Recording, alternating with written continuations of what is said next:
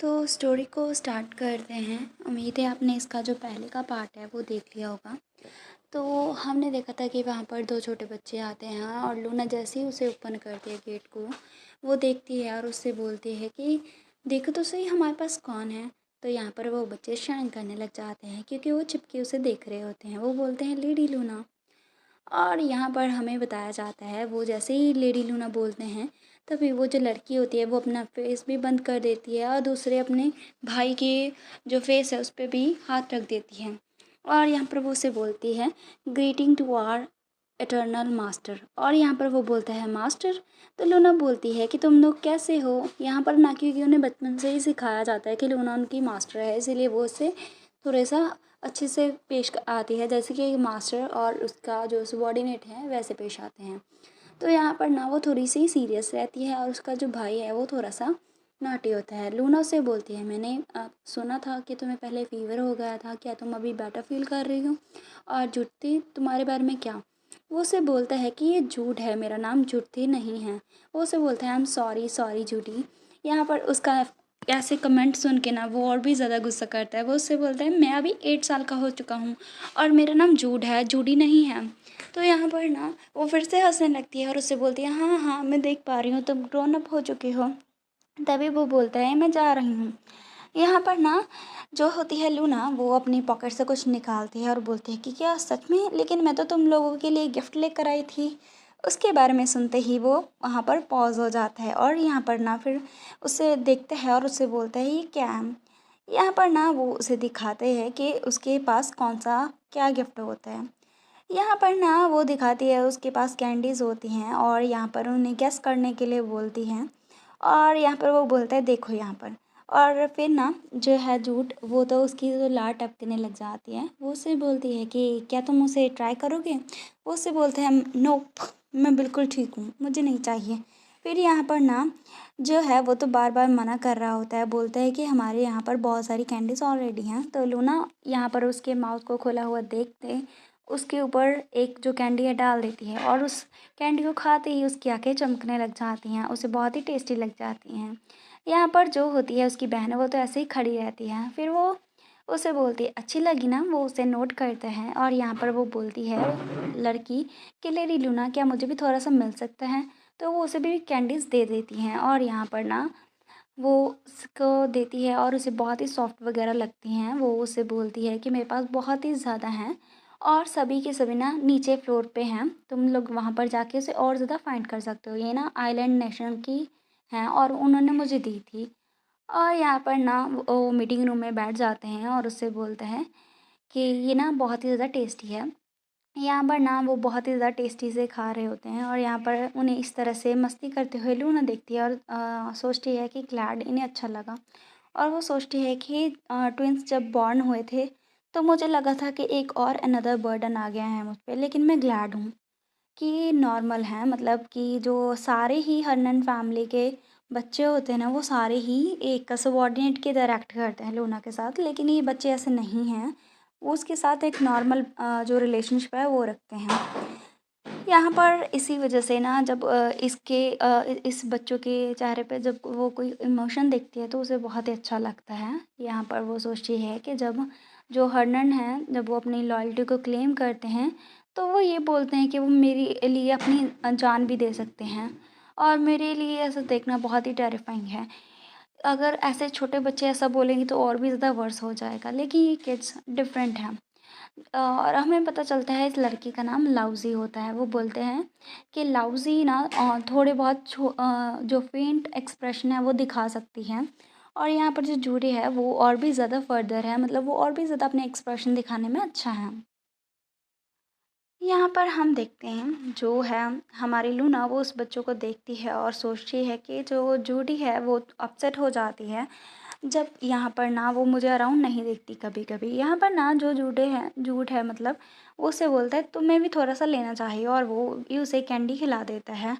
और यहाँ पर ना वो उससे बोलता है कि मेरा मतलब है मेरे पास बहुत ज़्यादा है तो आप ऐसे खा सकते हैं इसे। तभी जैसे वो उसके फेस की ओर आता है वो और उसे खिलाने लगता है तो उसका फादर आ जाता है और उससे बोलता है कि तुम यहाँ पर हो। और यहाँ पर वो जैसे ही आता है वो बच्चे डर जाते हैं और यहाँ पर वो घूर के देखते हैं उन्हें और जैसे कि इशारा कर रहे हो कि अपने मास्टर से ऐसे बिहेव नहीं करते हैं। जूड को कुछ समझ में नहीं आता लेकिन लाउज़ी को थोड़ा आ जाता है। तो यहाँ पर ना लूना इशारा करते हैं कि उन्हें स्कोल्ड मत करना, मतलब उन्हें डाँटना मत, तो फिर वो चुप हो जाता है और उससे बोलता है, जूडी यहाँ पर आओ। और यहाँ पर ना वो आता है और उससे बोलता है कि हमेशा हमें मैनर्स के साथ रहना चाहिए हमारे मास्टर के सामने, और तुम ऐसे उन्हें बॉदर करना बंद करो और यहाँ से जाओ। वो उससे बोलते हैं हाँ।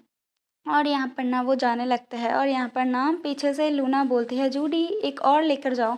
तभी यहाँ पर वो बोलता है कि मेरा नाम जूड है, जूडी नहीं है। तो वो उससे बोलता है कि देखो ये फिर से शुरू हो गया। तो वो यहाँ पर ना जाने से पहले रूना बोलती है कि मेरे पास थोड़ी-सी और कैंडीज़ रखी हैं, तुम यहाँ पर उसे ले जाना। लेकिन जैसे ही वो उसका गलत नाम प्रोनाउंस करती है तो वो यहाँ पर ऐसे ही चले जाती है। तो पीछे से लूना बोलती है, लाउज़ी तुम उसके लिए ले जाना, उसके साथ शेयर करना। तो वो उसे ओके बोलती है। तभी यहाँ पर चिल्ड्रन चले जाते हैं और यहाँ पर हरनन बोलता है कि मेरे चिल्ड्रन इंसोलेंट है, उनके बिहेवियर को माफ़ कर देना और आइंदा से आप उस पे इतना ज़्यादा ईज़ी मत जाना। तो वो उससे बोलता है इट्स ओके, उन्हें मेरे जाने के बाद स्कोल्ड मत करना, मैं भी उन्हें बहुत ही ज़्यादा मिस करती हूँ। फिर यहाँ पर हनन बोलता है कि यहाँ पर हम हमेशा ही ग्रेटफुल रहेंगे जो भी ग्रेस आपने हमारे ऊपर दिखाई है। लूना सोचती है ये बिल्कुल भी नहीं। ये फिर से शुरू हो गया। यहाँ पर ना वो उससे बोलता है कि वो लोग फास्टली ग्रोन कर रहे हैं, वो ऑलरेडी 8 साल के हो जाएंगे। और यहाँ पर लूना बोलते हैं कि क्या तुमने अपने हेयर का डिसाइड किया है, मतलब तुम्हारे बाद तुम्हारा सक्सेसर कौन होगा। वो बोलता है कि मैं प्लान कर रहा हूँ, जब उनकी एकेडमी फिनिश होगी उसके बाद उन्हें पता चलेगा कि कौन वहाँ का उसका सक्सेसर होगा, मतलब इस फैमिली को आगे जाके हेड कौन बनेगा। यहाँ पर लूना सोचती है ऐसा लगता है कि ये कल की ही बात हो जब वो बहुत ही मुश्किल से चल पाते थे।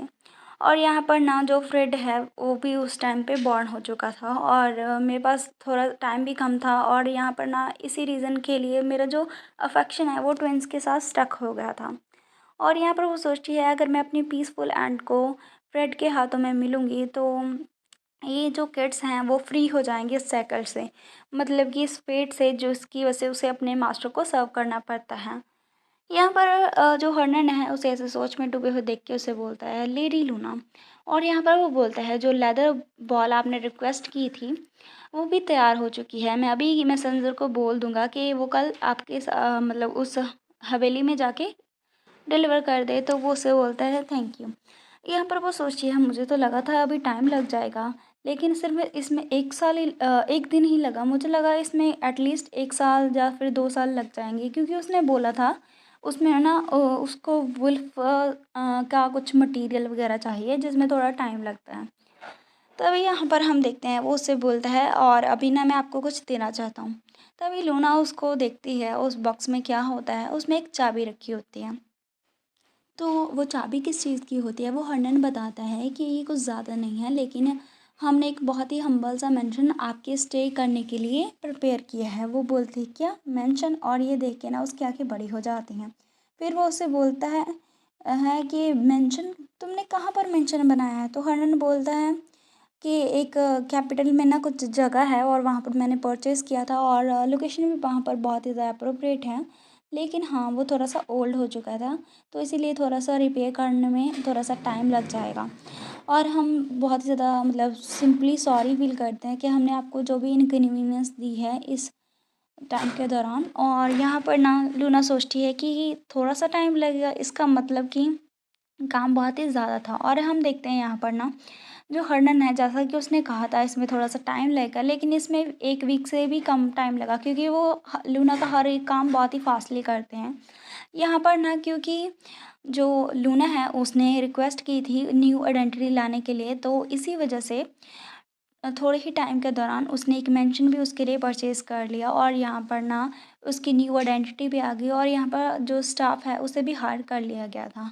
और यहाँ पर वो सोचती है अगर कोई और ऐसा पर्सन होता ना तो मुझे लगता है कि इस तरह का जो लेवल है वो कभी कंप्लीट कर ही नहीं पाता, लेकिन ये हर्नर था।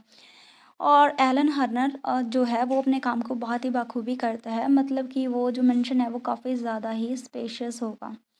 यहाँ पर वो सोचती है कि लेकिन मुझे तो सिर्फ टेम्परेरी जगह चाहिए रहने के लिए। यहाँ पर वो सोचती है कि कन्वीनियंट होगा अगर मैं शैडोज़ में रहूँ, लेकिन अभी मुझे नहीं लगता कि ऐसा अभी अच्छा होगा। यहाँ पर ना फिर वो उठने लगती है और हनन उसे बोलता है मैं यहाँ पर हमेशा ही आपको सर्व करने के लिए रहूँगा और यहाँ पर मैं आपका जो कैरेज वगैरह है वो भिजवा दूँगा। आपकी हनन जो स्टेट है उससे लेकर जो आपकी कैपिटल में विला है वहाँ तक छोड़ने के लिए मैं आपके साथ किसी बंदे को भेजूँगा। तो लूना से बोलते हैं इसकी कोई ज़रूरत नहीं है, कुछ किसी को भी यहाँ पर ब्रिंग करने की ज़रूरत नहीं है। लूना अपने मन में सोचती है एक्चुअल में एक चीज़ है और यहाँ पर वो सोचती है एक बर्डनसम है जो कि मेरे घर में डेकोरेशन के लिए है, उसका क्या करूँ। फिर वो बहुत ही ज़्यादा मतलब लेज़ी फील करती है और सोचती है कि क्या मुझे उसे छोड़ देना चाहिए, मतलब उस हट में जो कि जंगल के बीच में है। तभी उसे ऐसे सोच में पड़े हुए देख के हरनन बोलता है कि मैं कैरेज प्रिपेयर करता हूँ ताकि जो फॉरेस्ट का पाथ है उसमें से आप अपनी जो ज़रूरी चीज़ें हैं वो ले लें और उस जो नई जगह है वहाँ पर शिफ्ट कर लें।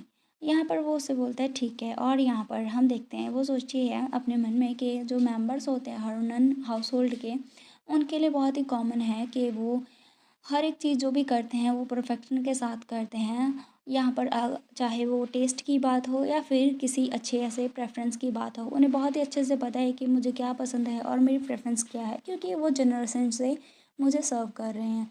यहाँ पर एलन उसे बोलता है कि जो भी मेरे मास्टर रिक्वायर करते हैं मैं उसके लिए ज़रूर लेकर आऊँगा। यहाँ पर वो सोचती है कि बाय द वे ये थोड़ा-सा लिटिल बर्डन है ऐसे जब वो उठेगा अगर वो खुद को उस नई जगह पर पाएगा। यहाँ पर हम देखते हैं हट के अंदर उस लड़के को जो कि अभी तक सो रहा होता है। शायद उसका नींद खुल चुकी हो, हमें नहीं बताया जाता, लेकिन थोड़ा बहुत उसका हाथ हिलने लगता है। यहाँ पर वो फ्लिंच होने लगता है। यहाँ पर हमारा जो सीन है वो कट होता है। तो चैप्टर की शुरुआत कुछ इस तरह से होती है। यहाँ पर लूना अपने कन्वर्सेशन को याद करती है जो उसकी एलन हर्लन के साथ हुई थी।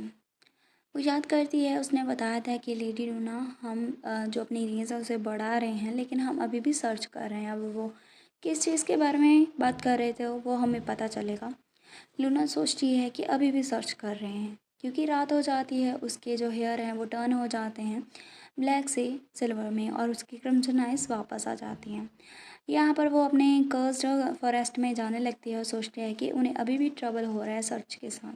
फिर वो बताती है कि जो हर्नन हाउस होल्ड है वो मोस्ट इन्फॉर्मेशन सेव है पूरे एम्पायर का, मतलब कोई भी इन्फॉर्मेशन उनसे नहीं छपती हैं। उनकी कैपेबिलिटीज़ बहुत ज़्यादा अच्छी हैं क्योंकि उनकी वजह से ही लूना ने सभी जो नोवेल के कैरेक्टर्स हैं उन्हें ट्रैक डाउन किया था, मतलब जो भी अभी तक मिल चुके हैं। यहाँ पर जो फर्स्ट चीज़ थी वो डॉक्टर जामिना थी जिसका पता उन्होंने ही उसे दिया होता है, क्योंकि जो डॉक्टर जामिना है वो वरना ट्रैक डाउन नहीं हो सकती थी क्योंकि वो एक नेमलेस फार्मेसी में ऑपरेट कर रही थी, वो भी किसी कंट्री साइड में।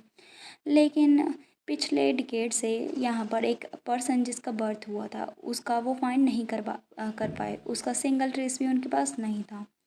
और यहाँ पर वो सोचती है कि मैं बहुत ही ज़्यादा रेकलेस थी कि मैंने अटैम्प्ट किया ट्रैक डाउन करने का उस किसी पर्सन को जो कि सिर्फ 10 साल पहले पैदा हुआ था। इवन मोर ये है कि वो एक कॉमनर थी जो बॉर्न हुई थी जिसे एक ऑर्फनेज में लाया गया था। वो कोई और नहीं बल्कि इस जो शुरुआती ओरिजिनल नोवेल थी उसकी फीमेल लीड थी जिसका नाम सिंथिया था। यहाँ पर वो बताती है 10 साल होने से पहले 2 इम्पॉर्टेंट इवेंट्स होते हैं उसकी लाइफ में। एक जो इवेंट था वो तो ऑलरेडी पास हो चुका होगा, मीनिंग के वो अभी तक ऑर्फनेज में जा चुकी होगी, और दूसरा इम्पॉर्टेंट जो इवेंट है उसके होने से पहले मुझे उसे ढूंढ निकालना पड़ेगा क्योंकि ये ज़रूरी भी है। और वो फॉरेस्ट में जाने लगती है और सोचती है कि एटलीस्ट जो रिपोर्ट है वो बता रही हैं कि हम थोड़ा सा क्लोज पहुंच चुके हैं। 10 साल पहले तो हम क्लोज भी नहीं थे। और यहाँ पर वो सोचते हैं इसका मतलब यहाँ पर अभी भी प्रोग्रेस है, मतलब कि अभी गुड न्यूज़ आ सकती है बहुत ही जल्दी। फिर वो जाने लगती है अपनी हट में। वो सोचती है यहाँ पर काफ़ी ज़्यादा टाइम हो चुका है, मेरा जो क्वार्टर्स हैं वो फॉरेस्ट के बीच में ऐसे ही पड़े हैं। जो लूना है वो अभी अपने फॉरेस्ट में जाती है और यहाँ पर अपनी हट में जाने लगती है। उसे वहाँ पर काफ़ी ज़्यादा डस्टी फील होता है और यहाँ पर वो अंदर जाने लगती है। जैसे ही वो अंदर जाती है वो एक लड़के के सामने खड़ी हो जाती है। ये वही लड़का था जिसे उसने काट लिया होता है और वैम्पायर बना दिया होता है। उसे देखती है, फिर उसकी नज़र पड़ती है यहाँ पर एक जो बुक सेल्फ में बुक रखी होती है और यहाँ पर वो उसे ग्रैब कर लेती है। और यहाँ पर हमें पता चलता है कि वो उसके नोट्स होते हैं, मतलब कि वो ओरिजिनल स्टोरी जिसका नाम था हंटर और सैंटनेस उसकी स्टोरी उसने लिखी होती है उसने। मे बी वो सोचती है कि मे बी अभी मुझे न्यू कॉपी बनाने की ज़रूरत है। यहाँ पर हमें बताया जाता है लूना जो है उसने अपनी हैबिट बना ली है कि जो कुछ भी कंटेंट होता है वो ट्रांसफ़र करती रहती है न्यू नोटबुक में, और जो ओल्ड वन है उसे बर्न कर देती है, क्योंकि जो नोट्स हैं जब बहुत ही ज़्यादा ओल्ड हो जाते हैं वो उसके लिए भी डिफ़िकल्ट हो जाता है अपनी राइटिंग को आइडेंटिफाई करना। और जो नोट्स हैं वो ही इकलौती चीज़ है की उसने हेल्प की थी, जिन्होंने उसकी हेल्प की थी जब वो न्यू प्लेस में आई थी। यहाँ पर वो सोच रही है कि अभी जब मैं एक और नई लोकेशन में जाऊँगी तो मुझे ये जगह भी छोड़नी पड़ेगी और ये जगह मेरी किसी यूज़ की नहीं रहेगी। और यहाँ पर हम देखते हैं एक हाथ हिलने लगता है और यहाँ पर वो जाने लगती हैं। तभी यहाँ पर ना जो है हमारी लूना, उसे कुछ फ़ील होता है। वो सोचती है और रुक जाती है, सोचती है कि इस मोमेंट के दौरान मुझे एक बहुत ही पिक्युलर सी सेंस मेरे दिमाग में आई, और जो वो थी ना, वो सेंस थी, वो कोई फीलिंग नहीं थी। वो जो सेंस थी वो थी अपनी आइडिया को रिस्क करना, और मेरा माइंड कॉर्नर में हो गया और वो कोई और नहीं बल्कि फीलिंग थी। क्या फीलिंग थी? पैनिक। यहाँ पर पीछे से वो लड़का आवाज़ देता है कि तुम कौन हो। यहाँ पर वो सोचती है कि मुझे पैनिक फील हुआ। यहाँ पर वो उसे बोलता है डोंट मूव। यहाँ पर वो ऐसी खड़ी रहती है। वो उसे बोलते हैं कि मैं यहाँ पर कहाँ पर हूँ। वो बोलती है कि तुम कर्स्ड फॉरेस्ट में हो। वो बोलता है क्या? और यहाँ पर वो सोचता है और उसे कहता है कि हाँ, मुझे ना ट्रैक किया जा रहा था और मैं वुड्स के अंदर था। फिर वो सोचता है उसका मतलब कि वो यहाँ पर ना उसे कुछ फ़ील होता है, और यहाँ पर वो जो सेंस उसे फ़ील हो रही थी बार बार हमारी लूना को, वो कन्फ्यूज़न थी। और उसे ना बहुत ही ज़्यादा उसकी जो फीलिंग है उसके ऑपोजिट फीलिंग हो रही थी। वो उसे कभी फ़ील हो ही नहीं सकती थी। यहाँ पर वो थोड़ा स्तब्ध रह जाती है। वो उससे बोलता है कि वो पर्सन कहाँ है? तो वो पूछती है कौन सा पर्सन? वो बोलता है वो पर्सन जिसके सिल्वर हेयर थे और क्रिम्सन आइज़ थी। तभी यहाँ पर वो उससे बोलता है वो पर्सन जिसने मुझे बाइट किया था। यहाँ पर हमारी जो है लूना फाइनली अपना इधर फेस करती है, और यहाँ पर ना सन जो है वो वापस आ जाता है, मतलब सूरज वापस आ जाता है। इसका मतलब उसके ब्लैक हेयर वापस आ जाते हैं। और वो बोलने लगती है जो पर्सन जिसके बारे में तुम बात कर रहे हो वो मैं हूँ। वो अपने मन में ही रख लेती है, वो कुछ नहीं बोल पाती। यहाँ पर उस लड़के को समझ में नहीं आता लूना क्या सोच रही होती है। वो सोचती है कि अगर मैंने बात की तो जो सेंस है वो और भी ज़्यादा पिकुलर और स्ट्रांग होती जाएंगी। जैसे जैसे मैं बात कर रही हूँ ये सेंसेस और स्ट्रांग होती जा रही हैं। वो सोचती हैं कि क्या ये फीलिंग है फैमिलियर की जो कि उसके मास्टर तक ट्रांसफ़र होती जा रही है, मतलब जिसने उसे बाइट किया है उस पर्सन तक उसकी फीलिंग ट्रांसफ़र हो रही हैं। यहाँ पर वो जो लड़का है वो उसे देख रहा होता है घूर के। यहाँ पर ना अभी जो है वो सोच रहा होता है कि वो पर्सन जिसने अपनी फुल लाइफ टाइम तक कुछ भी ऐसा इमोशन फ़ील नहीं किया उसके लिए तो ये ईज़ी है रीड करना, लेकिन जो लूना है उसके उस वो मतलब बिल्कुल भी इस फीलिंग्स को डिफ़ाई भी नहीं कर पा रही, क्योंकि ये बहुत ही ज़्यादा कंफ्यूजिंग इमोशंस हैं जो उसने पहले कभी फ़ील नहीं किए थे। वो थोड़ी देर के लिए कंफ्यूज रहती है तो वो लड़का बोलता है कि हम कहाँ पर हैं और वो कहाँ पर हैं। वो बोलती है कि मुझे नहीं पता कि वो लोग कहाँ गए हैं। वो सोचती है कि ये तो बहुत ही ज़्यादा बर्डन होने वाला है, मुझे इसे क्विकली यहाँ पर गेट राइट करना पड़ेगा। तो यहाँ पर वो उसे घूर के देखता है और उससे बोलता है अच्छा तो फिर तुम कौन हो और तुम यहाँ पर क्या कर रहे हो और तुम्हारा उस पर्सन के साथ क्या लेना देना है। तो हमारी लूना बोलती है कि मैं उस पर्सन की सर्वेंट हूँ और मैं इस प्लेस को हर एक चीज़ को मैनेज करती हूँ, और यहाँ पर जो हर एक चीज़ वो छिपा के रखी जाती है उसकी। यहाँ पर ना वो लड़का बोलता है एक सर्वेंट, उसे ये भी नहीं पता है कि उसका मास्टर कहाँ है। वो बस ऐसे ही नॉनचलेंट वे में बोल देती है कि हाँ ऐसा हो जाता है कभी कभी क्योंकि वो बिज़ी रहती हैं। और यहाँ पर वो उससे बोलता है कि क्या ये क्वेश्चन जो तुमने मुझसे पूछा है उसका जो आंसर मैंने दिया है वो तुम्हें अभी सेटिस्फाई कर रहा है। वो ऐसे स्लिप करके जाने लगती है तो यहाँ पर वो लड़का उसे कहता है रुको। यहाँ पर फिर वो उससे बोलता है कि तुमने कहा है कि तुम उसका सर्वेंट हो, तुम्हारा नाम क्या है? वो बताती है कि मेरा नाम लूना है, और तुम्हारा क्या है? तो वो बताता है लड़का फाइनली उसका नाम। वो बताता है कि मेरा नाम लिंड्रो है। वो उससे बोलती है ओके लिंड्रो, अगर यही तुम्हें कहना था तो मैं अभी जा रही हूँ। ये कह के वो जाने लगती है। यहाँ पर पीछे से वो बोलता है कि अगर तुम सर्वेंट हो जैसा कि तुम बता रहे हो तो मुझे ये बताओ कि वो कब आ सकती हैं। वो बोलती है कि मुझे नहीं पता कि वो कब आएंगी, मुझे लगता है ईयर्स भी लग सकते हैं। तो फिर वो खुश हो जाता है और बोलता है इसका मतलब है कि वो किसी न किसी दिन तो शो अप होंगी, तो मुझे भी तुम्हारे साथ लेकर जाओ। तो यहाँ पर लूना सोचती है कि डमन इट, इसलिए मैं इसे अवॉइड कर रही थी। वो बोलती है कि मैं तुम्हें क्यों अपने साथ लेकर जाऊँ, तो वो बोलता है क्योंकि तुम सर्वेंट हो उस पर्सन के जिसके साथ मैं फ़ैमिलियर हूँ। वो बोलती है कि हाँ तुम फ़ैमिलियर हो बट इसका मतलब ये थोड़ी ना है, और इसके अलावा तुमने उसको सिर्फ़ और सिर्फ फ्यू मिनट्स के लिए देखा है, और अपना टाइम वेस्ट करना मत करो। तुम ऐसे होपलेसली तुम्हारे मास्टर की ओर ऐसे ढूंढना उसे बंद करो। यहाँ पर वो आगे बोलती हैं कि अगर मैं तुम्हारी जगह होती और अगर हेवंस ने मुझे अभी भी ज़िंदा रखा होता तो डेफ़िनेटली मैं अपनी नई लाइफ़ की शुरुआत करती। लेकिन वो बोलने की कोशिश करता है, लेकिन यहाँ पर लूना जो है वो शाय करती है। वो सोचती है मुझे इसकी फीलिंग्स को डिसअपियर करने की और ज़्यादा ज़रूरत नहीं है, समझने की ज़रूरत नहीं है। वो बहुत ही हार्ड ट्राई कर रहा है अपनी एंशियसनेस को छुपाने की, लेकिन मैं उसे ब्लेम नहीं कर सकती। पहले उसे चेज़ किया गया और ऑलमोस्ट उसे किल किया गया एक ट्रैकर के द्वारा, और जब वो उठा तो वो वैम्पायर बन गया। नो वे, वो कम्प्लीटली ओके कैसे हो सकता है? फिर यहाँ पर उसे कुछ भी समझ में नहीं आता। फिर वो उसे मतलब उसका जो दिल है वो थोड़ा सॉफ्ट हो जाता है। वो उसे उसके सामने थ्री फिंगर करती है और उससे बोलते हैं 3 कंडीशन है मेरी। यहाँ पर वो बोलती है फर्स्टली, तुम बिल्कुल कंप्लेन नहीं करोगे, जो भी तुम्हें क्लोथ किया जाएगा, जो भी तुम्हें फूड दिया जाएगा और जो भी तुम वेयर करोगे, जो कुछ मैं तुम्हें दूँगी खाने के लिए, पहनने के लिए, तुम्हें वो सब करना होगा। और सेकंड, मुझे कभी बॉदर मत करना। और यहाँ पर वो उससे बोलता है स्पेशली नाइट के दौरान तो बिल्कुल भी नहीं। अगर तुम थोड़े से भी मेरे क्लोज़ हुए ना रात को, तो तुम्हें बाहर कर दिया जाएगा। वो उसे बोलता है श्योर। और आगे थर्ड क्या है, वो उसे बोलता है कि 1 साल, तुम्हारे पास 1 साल है। अगर 1 साल के दौरान तुम्हारा मास्टर ने शो अप नहीं किया तो तुम उसी टाइम में ये जगह छोड़ के चले जाओगे। मतलब यहाँ पर भी वो उसे लेके जाएगी। ये बात सुन के वो थोड़ा शॉक हो जाता है। वो उससे बोलता है ये तो बहुत ही कम समय है। वो उससे बोलती है कि अगर वो 1 साल तक नहीं दिखे तो इसका मतलब वो कभी श्योर नहीं होंगे, और मैं तुम्हें एक जगह प्रोवाइड कर सकती हूँ रहने के लिए, लेकिन तुम्हें लीव करके जाना होगा। मैं ये बात कह रही हूँ जब भी तुम्हारा अगर मास्टर तुम्हें नहीं दिखाई दिया 1 साल के दौरान। यहाँ पर वो सोचिए यहाँ पर कोई ज़्यादा बड़ा रीज़न नहीं है एक साथ सेट करने के लिए।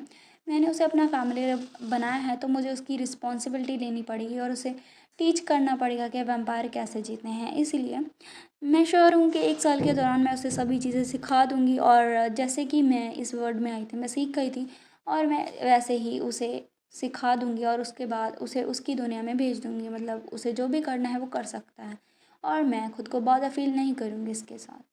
यहाँ पर वो सोचता है कि अगर मैंने और ज़्यादा लॉन्ग उसे अपने पास रखा तो मुझे लगता है वो मेरी आइडेंटिटी को डिस्कवर कर लेगा। वो उसे बोलती हैं कि ये सारी मेरी टर्म्स हैं, अगर तुम इसे एक्सेप्ट करते हो तो मुझे फॉलो कर लो, अदरवाइज़ नहीं। वो जाने लगती है तो वो पीछे रोकता ही रह जाता है, लेकिन हमारी जो लूना है वो कहाँ किसी की सुनती है।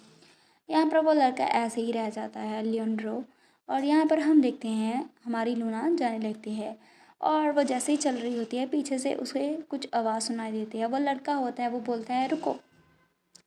यहाँ पर वो उसके पीछे पीछे भागकर आ जाता है, और यहाँ पर वो सोचता है कि न्यू जगह पर जाने से पहले मुझे इसका सामना करना पड़ेगा, ऐसा हमारी लूना सोचती है। और यहाँ पर ना वो लड़का उसके पास चला जाता है और उसे बोलता है कि मैंने एक्सेप्ट कर ली है तुम्हारी पोजीशन, तुम्हारी जो भी कंडीशंस हैं, और अभी मैं तुम्हारे साथ जाऊँगा।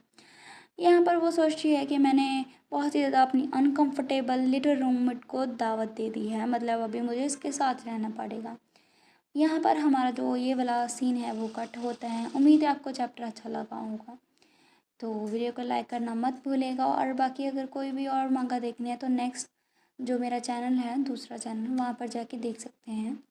और इसके अलावा जो मेरी पहली मांगा थी how to write as a lady, मैं उसे कंटिन्यू नहीं करूँगी, जैसा कि आपने कहा है कि ऑलरेडी किसी और ने उसे एक्सप्लेन कर दिया है। इसी वजह से फिर मैं इस मांगा को ही कंटिन्यू करूँगी। That's it, bye.